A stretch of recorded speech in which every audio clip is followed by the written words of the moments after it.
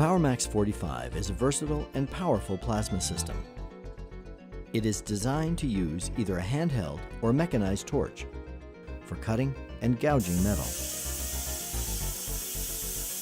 The system is easy to set up and operate, but please be sure to follow all safety instructions mentioned in the operator manual or illustrated on the label on top of the system. It is extremely important that operators fully understand and follow prevention methods to guard against electrical shock and to protect skin, ears, lungs, and eyes. Since there are so many variables in setting up the Powermax45 for mechanized applications, this video will focus on manual operation. Setting up the Powermax45 for manual operation can be done in 7 easy steps. First, check the proper installation of the torch consumables by unscrewing the retaining cap to remove the parts within.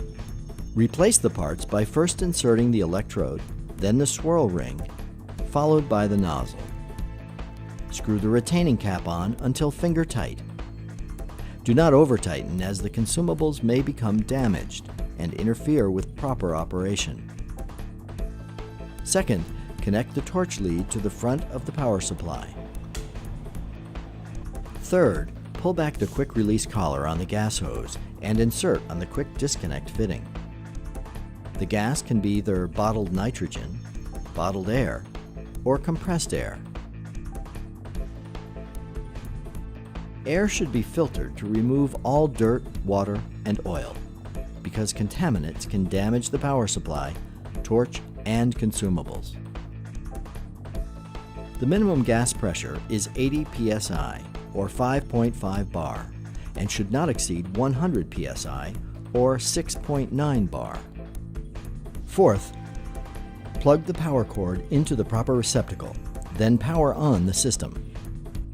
The power lamp on the front of the system illuminates. However, depending on the model, a plug may not be attached to the power cord. If the installation of a plug is required, or the system is to be hardwired to a power source, the work must be done by a licensed electrician. For input voltage requirements, the data plate on the bottom of the system or the operator manual has more information.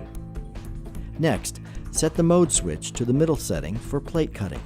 We will review the other settings momentarily. If the LED bar in the pressure gauge is illuminated green, the gas pressure is set correctly. If the LED is yellow, the gas pressure needs adjustment.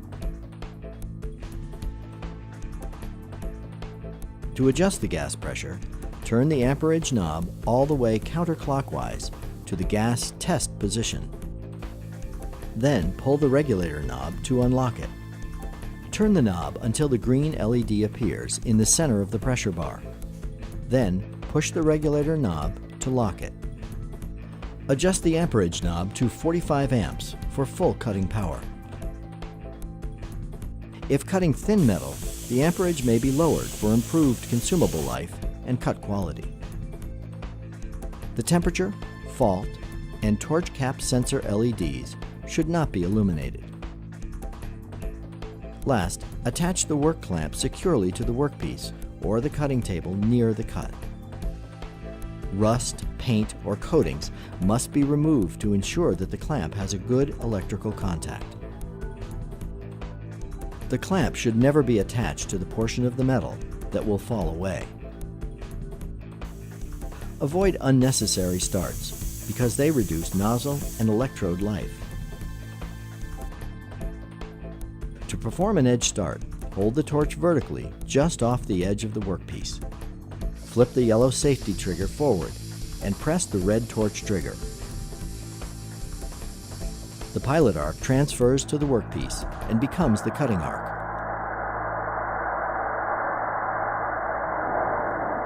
Pause at the edge until the arc has completely cut through the workpiece, then proceed with the cut.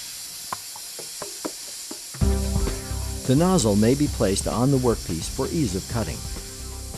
If using unshielded consumables, maintain approximately 1/8 inch or 3.2 millimeters torch to work distance.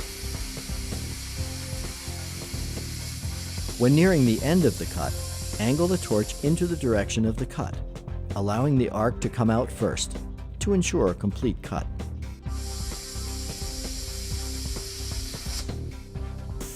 Maintaining proper travel speed is key to successful cutting. Watch the arc beneath the plate, as sparks should lag 15 to 30 degrees behind the cut.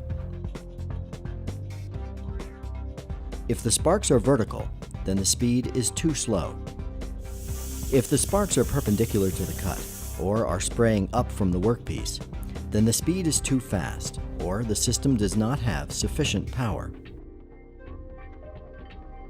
Lag lines on the finished cut edge should also be about 15 to 30 degrees. A plasma cutting guide, straight edge, or template can be used to guide the torch. However, the distance from the shield center to the edge must be factored in when creating a template or placing the straight edge.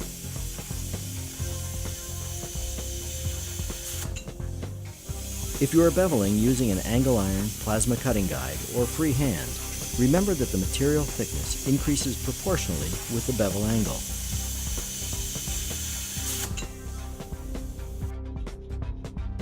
The piercing capability of a system is typically half of the maximum cut capacity. Depending on the thickness of the metal being pierced and the system being used, there are two methods of piercing. If piercing thin metal, hold the torch perpendicular to the workpiece and pull the trigger to transfer the arc. If piercing thick metal, hold the torch at an angle so that the nozzle is within 1/8 of an inch or 3.2 millimeters from the workpiece. Pull the trigger to transfer the arc, then slowly rotate it to an upright position. In both methods, when sparks are exiting from the bottom of the workpiece, metal has been pierced, and then cutting can begin. To prolong the life of consumables, it is recommended that the second method be used to minimize damage to the consumables caused from molten metal blowback. To cut expanded metal, or metal with a lot of holes or gaps, set the mode switch to expanded metal cutting, which is the top position. This enables the system to automatically reinitiate the pilot arc without re-triggering.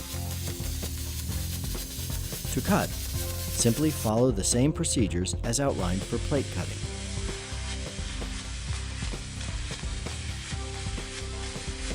To gouge, first turn off the system, install the gouging consumables, then restart the system. Set the mode switch to gouging, which is the bottom position. Next, to get a wider, diffused arc for gouging, turn the current knob all the way counterclockwise to the gas test position. Then pull the regulator knob to unlock it. Turn the knob until the green LED appears in the center of the pressure bar. Adjust the amperage knob to 45 amps for full gouging power. Hold the torch at approximately a 45-degree angle from the workpiece, with a small gap between the torch tip and the workpiece. Then, pull the trigger to transfer the arc.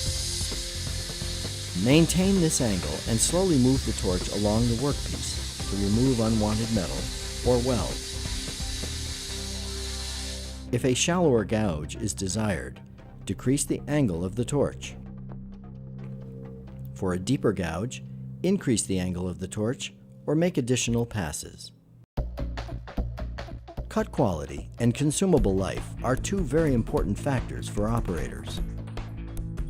To ensure that the torch consumables last as long as they are designed to last and perform to manufacturer specifications, follow the instructions in this video. Refer to the supplied cut charts for proper setup and follow proper maintenance procedures. A number of factors determine how long consumables last. Air quality, piercing technique, length of average cut, operator skill, material thickness, and material type all play a role. Reduced system performance and cut quality are often caused by poor air quality, so be sure to maintain clean, dry, oil-free air. Hypertherm offers a variety of accessories designed to enable you to get more out of your Powermax45 and to protect your investment. These include air filters, plasma cutting guides, leather torch sheathing, system dust covers, face shields, and gloves. For more information about any Hypertherm product, please contact an authorized distributor or visit our website at www.hypertherm.com. Please register your system online at www.hypertherm.com/register. Thank you from all of us at Hypertherm for purchasing a Powermax45.